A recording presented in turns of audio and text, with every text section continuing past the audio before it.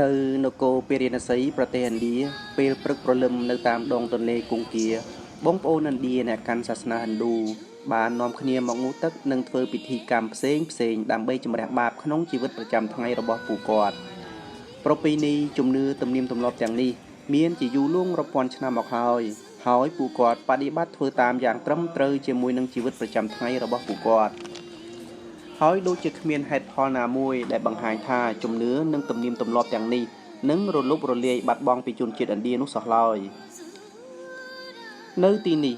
វាធ្វើឲ្យយើងបានឃើញកាន់តែច្បាស់នៅជីវិតនិងសេចក្តីស្លាប់អូសបានដឹកជញ្ជូនតាមទូកយកមកកោទុកសាកសពក៏ត្រូវបានញាតិសន្តានជូនដំណើរមកជាបន្តបន្ទាប់អូសនៅទីនេះលូដូដោយការថ្លឹងសាកសពម្នាក់ត្រូវប្រើអូសមិនតិចជាង500គីឡូទេតែក៏មានគ្រួសារខ្លះខ្សត់ខ្សោយធនធានទិញបានត្រឹមតែ300គីឡូឬ200គីឡូប៉ុណ្ណោះគ្រួសារខ្លះខំកាន់កំទេចកំទីឈើមកជាមួយ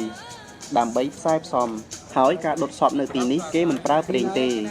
គ្រួសារដែលមានធនធានខ្ពស់អាចមានវងតន្ត្រីប្រគំអមជាមួយបទសូត្រមន្តកំដរភ្នក់ភ្លើងផងដែរកំពង់នេះគេហៅថាកំពង់ម៉ានីកានិកានៅក្បែរទីដុតសពក៏មានអ្នកបួសមកអាស្រ័យផេះដើម្បីលាបខ្លួននិងដើរសុំបិណ្ឌបាតបច្ច័យបន្តិចបន្តួចដើម្បីបន្តជីវិតរបស់ពួកគាត់គ្មានអ្វីក្រៅអំពីកំប៉ុងដាក់ស្បៀងនិងថង់យាមដាក់គ្រឿងស្លៀកដណ្ដប់បន្តិចបន្តួចនោះទេ